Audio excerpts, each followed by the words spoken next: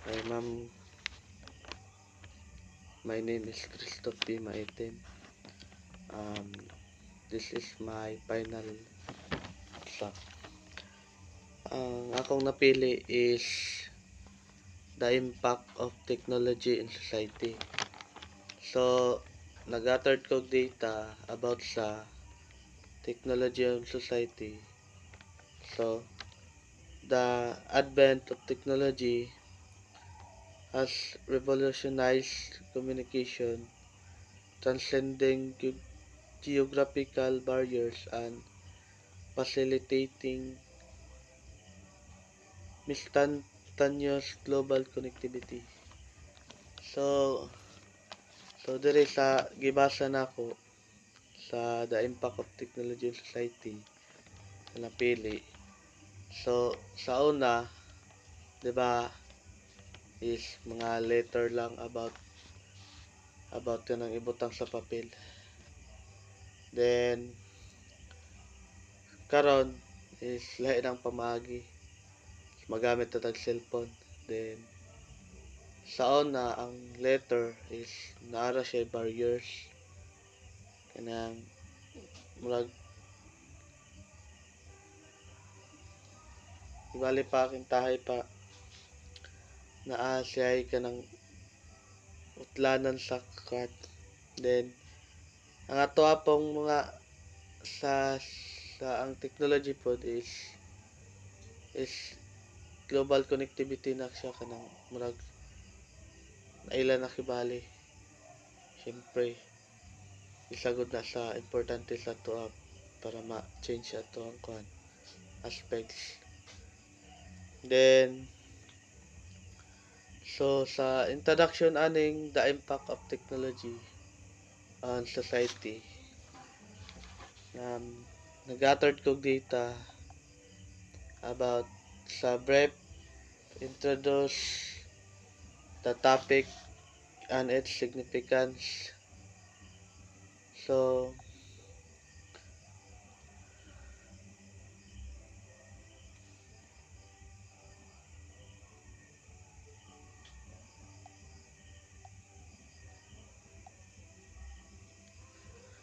sa introduction niya is in recent decades, technology has witnessed exponential growth, bringing about transformative changes in various aspects of human life.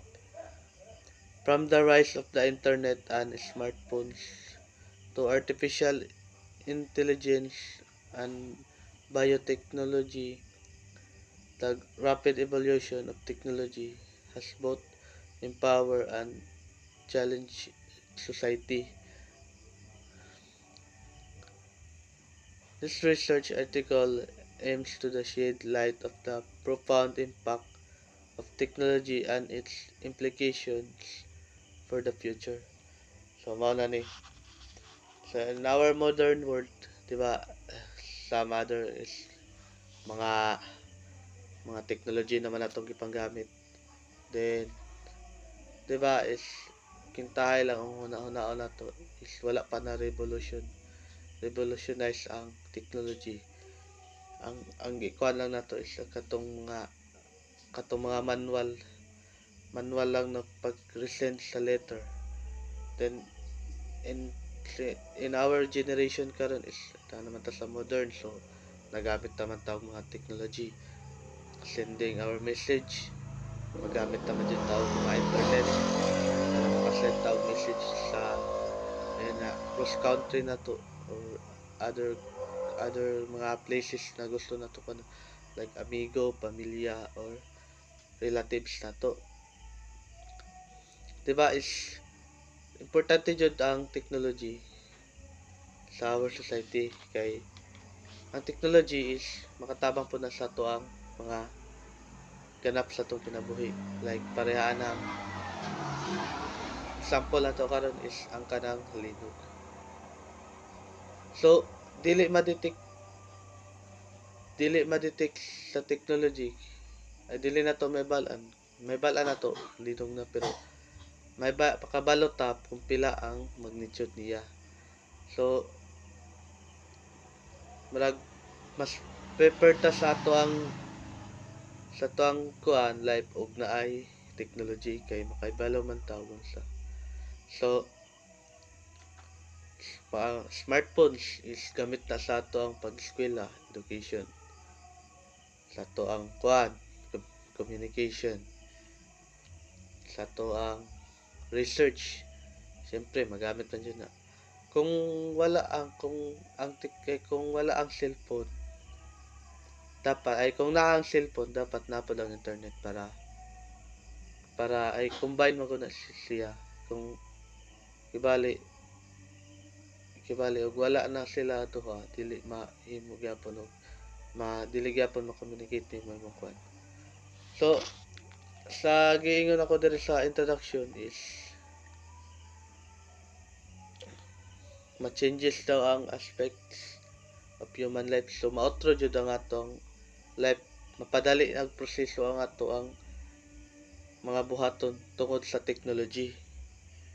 Then things like so diri na punta sa that second one diri sa the impact of technology in society. Highlight the symbolic relationship between science, technology, and society.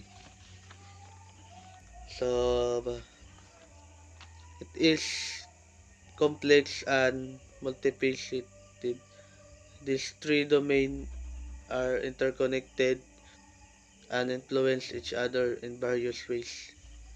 Siyempre, kita, siyempre kita kuan man jud ta, ma-influence man jud ta tungod anang technology. Dili jud nato malikayan na masuya ta sa kuan. Ibali si bulana nagamit og cellphone niya. Ako wala. Siyempre mas importante man jud karon ang cellphone kay modern na ba ta sa ato ang generation karon. Dapat is kuan ang science technology is combine na jud na siya. Kay kung wala si science niya, si technology niya, dili na siya magkuan. Di na mabuwang sa kabutangan. Kung si science lang, medyo okay, pero di gyapon matawag na technology. Di gyapon siya kuan. Then mana siya ang relationship niya sa kuan, sa science and technology. Mag-uban jud na sila. Then society, siyempre ang ato ang kuan, ato ang palibot. Siyempre importante man jud na siya. Then ibali pareha ng mga news, makaibalo ta about ana. Then understand these relationships is essential for comprehending how advancement in science and technology are shaped by society. Siyempre, advancement man jud kayo. So nagpasalamat pud ta sa naka-imbento og sa technology, sa mga smartphones and other gadgets na makatabang sa tuwa. Siyempre, lato ang ato ang mga trabahoon mas mapadali lang tungod anang technology. Sa ato ang education, mas mapadali ang research kay na smartphones and internet.